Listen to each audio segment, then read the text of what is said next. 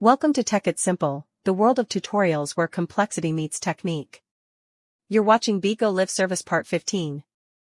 In this video, I will show you how to change voice in the Bigo Live application during live streaming. For that, open your Bigo Live application. Below, you will see various icons. Click on the camera icon at the center.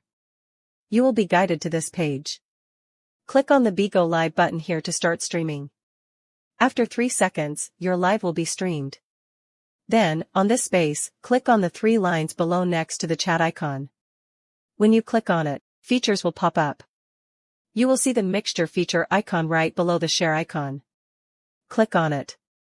Here, you will find different voice options. Scroll left to find more. Choose what you want, and you're all done. So, this is how you change voice in the Bigo Live application while streaming. That's all for today's video. Thanks for watching till the end. If you found this video helpful, don't forget to like, share, and subscribe to the channel. Also, hit that bell icon to get notifications for more such helpful tutorials. See you in the next video. Stay connected.